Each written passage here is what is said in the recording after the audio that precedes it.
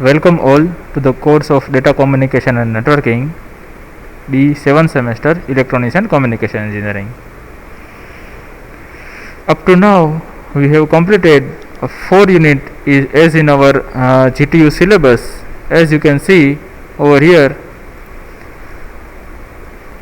we have completed an introduction to the data communication in Unit 1. Then we have discussed Unit 2 as a physical layer. Then we have discussed a data link layer, and from the last sessions they are belonging from the medium access layer. From today onwards we are starting a 5th unit of our syllabus, local area network, in which Ethernet, fast Ethernet, gigabit Ethernet, wireless LAN, Bluetooth, all the topics covered in this unit. So we start our session with the first topic with Ethernet.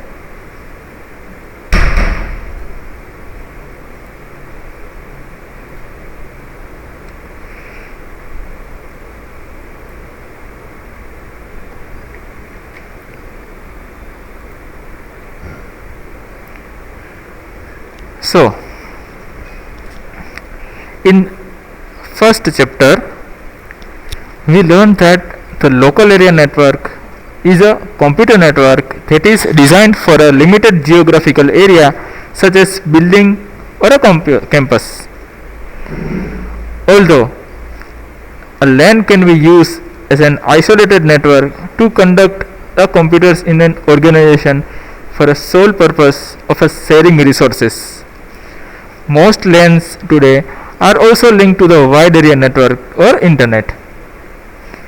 The term LAN, it has been several technologies such as Ethernet, token ring, Tocus bus, FDDI, ATM LAN, etc. Some of these technologies survived for a while, but the Ethernet is by the far the dominant technology which is used the most. In this chapter, we first briefly discuss the IEEE standard project 802 designed to regulate the manufacturing and interconnectivity between the different LANs. We then concentrate on the Ethernet LANs. Although our Ethernet has gone through a 4-generation evolution during the last few decades, the main concept has remained. Ethernet has changed to meet the market needs and to make the use of the new technologies. So first is our IEEE standards. In 1985, a computer society of an IEEE started a project called Project 802 to set up standards to enable the intercommunication among the equipment from the variety of manufacturers. A Project 802 does not seek to replace any part of the OSI or the internet model. Instead, it is in the way of simplifying the functions of an physical layer and the data link layer of the majority of the LAN protocols. The standard was adopted by the American National Standard Institute, called as an ANSI. In 1987, the International Organization of Standardization, called as an ISO, also approved it as an international standard under the designation of ISO 8802. The relationship of 802 standards to the traditional OSI model will be shown in this figure.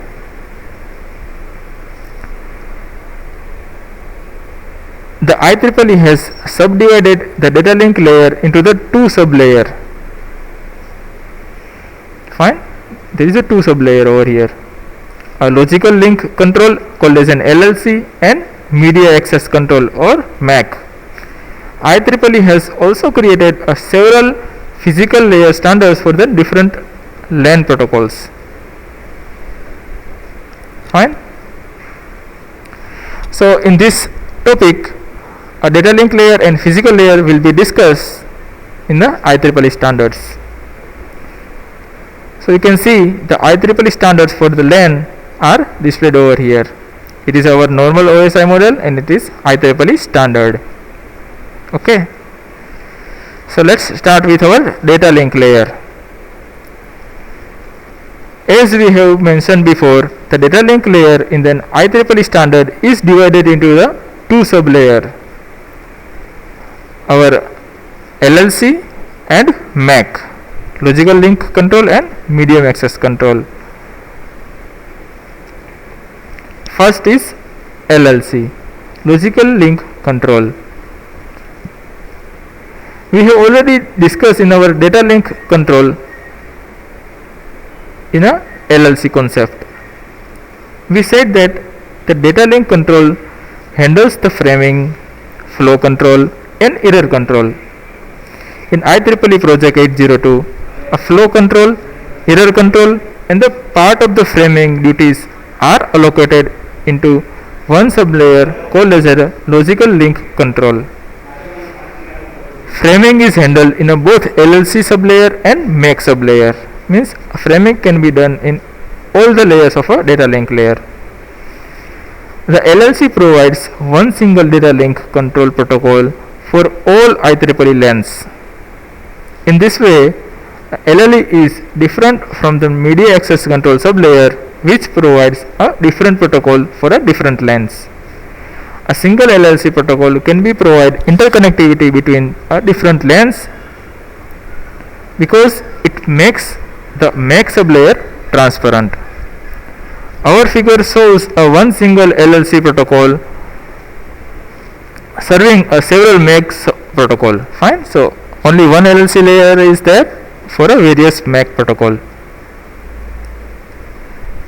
First is framing. An LLC defines a protocol data unit or called as an PDU that is somewhat similar to that of the SDLC. The header contains the control field like one of the SDLC. This field is used for a flow and error control. The two other headers field define the upper layers protocol at the source and the destination of the use of a LLC. These fields are called for the destination service access point called as an DSAP and the source service access point called as an SSAP. The other field defined in the typical data link control protocol such as SDLC are moved to the MAC sublayer. In other words, a frame defined in an SDLC is divided into a PDU at the LLC sublayer and a frame at an MAC sublayer, which is shown in our figure.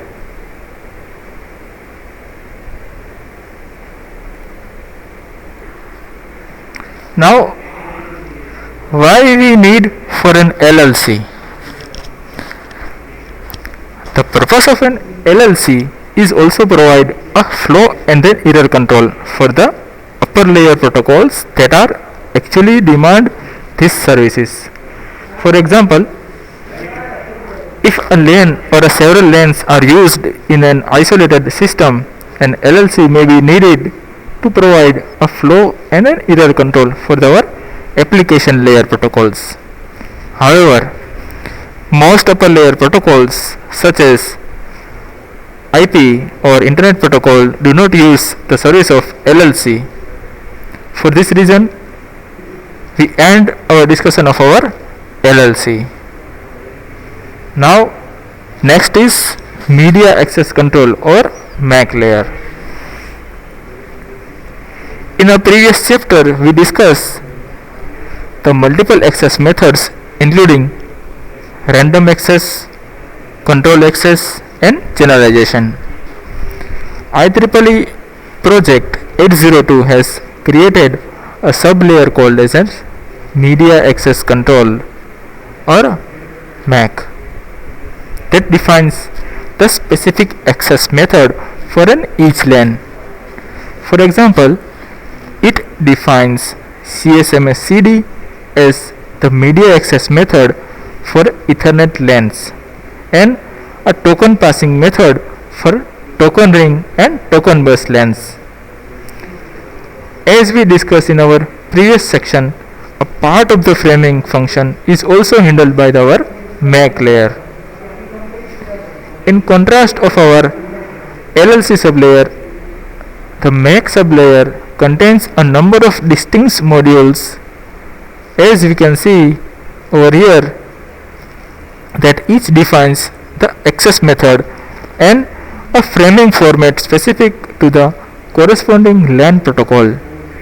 Okay, so there is a different role of our MAC layer sublayer. Next is physical layer in our data link. The physical layer is dependent on the implementation and the type of the physical media used. Physical layer is a last layer in our model which is deal with our hardware. IEEE defines the detailed specification for an each LAN implementation. For example, although there is only a one MAC sublayer for the standard Ethernet, there is a different physical layer specification for each Ethernet implementation, as we will see later. Okay, so it is our data link layer with LLC and MAC. So it is our normal Ethernet cable. Now moving towards our standard Ethernet. The original Ethernet was created in 1976 at Xerox Palo Research Center, PARC. Since then, it has gone through a 4 generation: standard Ethernet, fast Ethernet, gigabit Ethernet, and 10 gigabit Ethernet.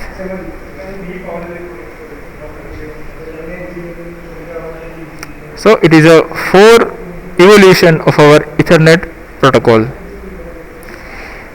Our standard Ethernet comes with a speed of 10 Mbps, fast Ethernet have a 100 Mbps, gigabit Ethernet have 1 Gbps, and 10 gigabits have a 10 Gbps speed. We briefly discuss all this generation, starting with our first standard Ethernet or traditional Ethernet.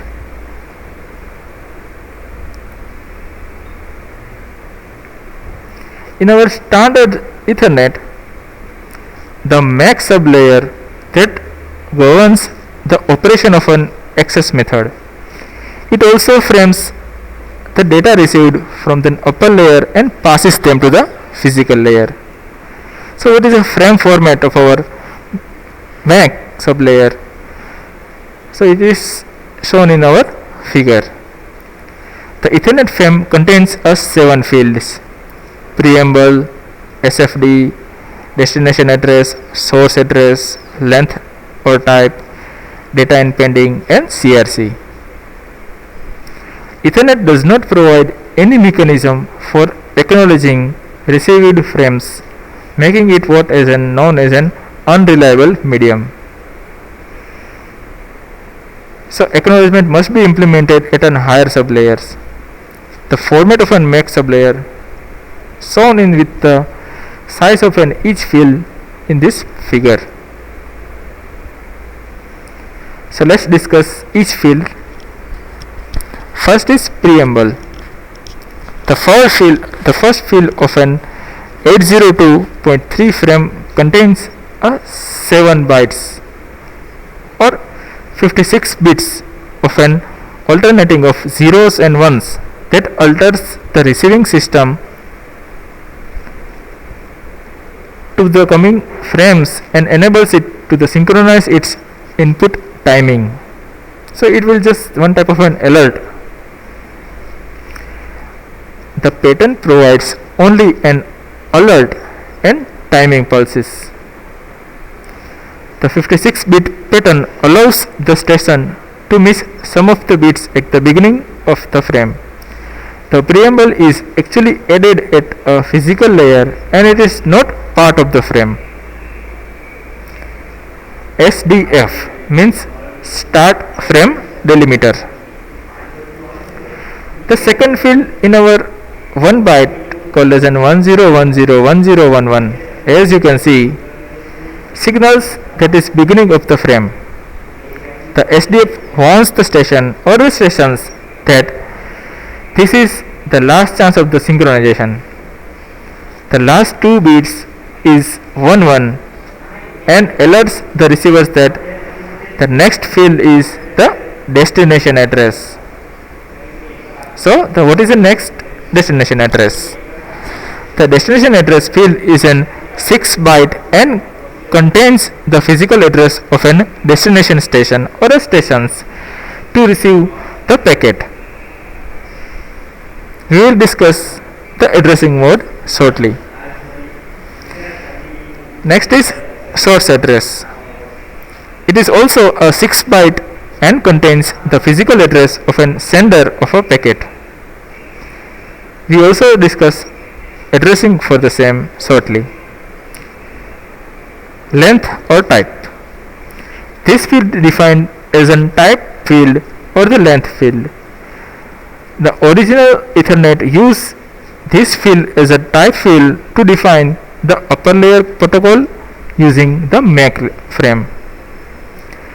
The IEEE standard uses it as a length field to define the number of bytes in the data field. Both users are common today. Next is data. This field contains or carries the data encapsulated from an upper layer protocols. It is a minimum of 46 and maximum of 1500 bytes, as we will see later. Last, CRC. The last field contains an error detection information. In this case, our CRC is 32.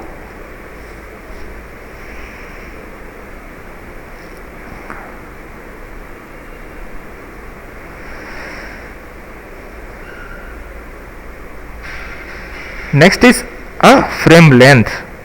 Our Ethernet has imposed a restriction on both minimum and maximum lengths for a frame, as you can see in this figure. The minimum length restriction is required for the correct operation of a CSMS CD, as we will see shortly. The Ethernet frame needs to have a minimum length of 512 bits or 64 bytes. Part of this length is a header and a trailer. If we count 18 bytes of an header and trailer, 6 bytes of our source address and 6 bytes of our destination address, 2 bytes for a length or type and 4 bytes of our CRC, as you can see in this figure. Then the minimum length for the data from an upper layer is 64 minus 18 is equal to 46, as you can see is 46 bytes. If the upper layer packet is less than a 46 byte, a padding is added to make a difference. The standard defines the maximum length of a frame without a preamble on SDF fields as 1518, as you can see over here, 1518 bytes. If we subtract 18 bytes of a header and a trailer, the maximum length of a payload is 1500 bytes. The maximum length restriction has two horizontal reasons. First, a memory was very expensive when Ethernet was designed. The maximum length restriction helped to reduce the size of the buffer. Second, a maximum length restriction prevents a one station from monopolizing the shared medium, blocking other stations that have data to stand. Fine. So there is a two reason, a memory and a monopoly.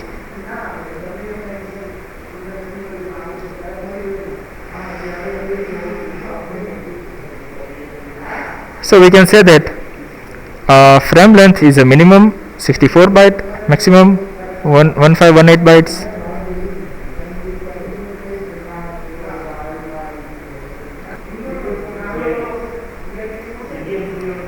Next is addressing. Each station on the Ethernet network, such as PC, workstation, or a printer, has its own network interface card, or called as an NIC card. This term you may be familiar with in a networking. A unique physical identification of an each node. The NIC fits inside the station and provides the station with an 6-byte physical address. As you can see in this figure, the Ethernet has a 6-byte or 48 bits or 12 hexadecimal digits. It is normally written in our hexadecimal digits. As you can see, a alphanumeric in which hexadecimal have a 0 to 9 and A to F, and a colon between the particular bytes. Over here 6 byte is there, so there is a 6 colon, there is a 6 separation of the digit 1, 2, 3, 4, 5, 6 and 5 commas are there. Next is unicast, multicast and broadcast address. A source address is always a unicast address. The frame comes from only one station. The destination address, however, can unicast, multicast or broadcast. Our figure shows how to distinguish between a unicast address from a multicast address. If the least significant bit of an first byte is in the destination address is 0, then the address is unicast, otherwise it is multicast. Means if there is a 0, it will unicast. If there is a non-zero, means 1, then it is multicast. So we can say that the least significant bit of an first byte defines the type of the address. If the bit is 0, the address is unicast, otherwise it is multicast. A unicast destination address defines only one recipient. The relationship between a sender and the receiver is 1 to 1. A multicast destination address defines a group of the addresses. The relationship between the sender and the receiver to 1 to many means a group of a station. Just like our this lecture, I am a one and you are the many, so it is a multicast communication. The broadcast address is a special case of a multicast address that recipients are all the station of the length. Means a broadcast like in our TV, that it will broadcast all the frames to all the stations. A broadcast destination address is a 48 ones. So we can say that the broadcast destination address is a special case of a multicast address within all bits of a ones.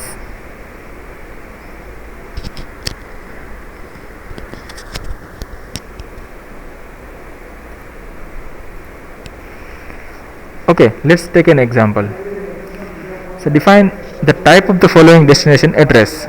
First is 4A 30102110 and others. To find out the type of the address, we need to look at the second hexadecimal digit from the left. If it is even, the address is unicast. If it is odd, the address is multicast. If all the digits are F, then it is our broadcast. So in a first case, so what is the second hexadecimal digit is A. In the first case it is A. A means 1010 means it is a unicast because the number value of 1010 is even. Fine. In the second case, what is the second digit is 7. 7 is a odd number. So we can say that it is a multicast. Fine. In the third case, all the digits are F, so we can say that it is a broadcast. Fine. The way the address are sent out on the line is different from the way we are written in the hexadecimal notation. The transmission is left to right, byte by byte. However, for each byte, the least significant bit is sent first and the most significant bit is sent last. This means that the bit that defines the address as a unicast or a multicast arrives the first at the receiver. Means we write in this direction over here, so we can send or our sending in the same pattern, not in this direction, reverse direction. Okay.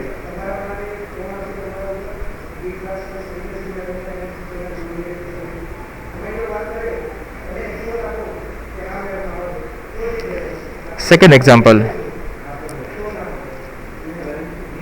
So how our address is sent out to the line? As we have already discussed that our address is sent from 4720 in this pattern. So our address is sent from left to right, byte by byte. For each byte it is sent. For each byte, suppose it is a byte, it is sent to the right to the left, bit by bit, as shown in below. Over here,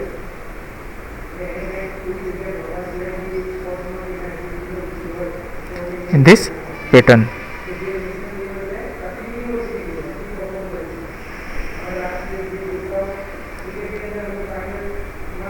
Okay, so you can see that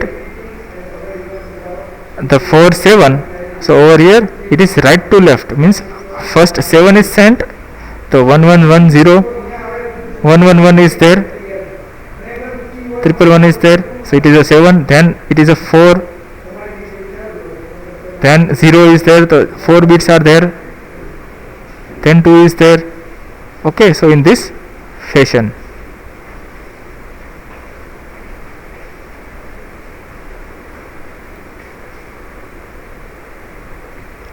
Okay, so we conclude our session over here. Let's revise our session in 1 minute.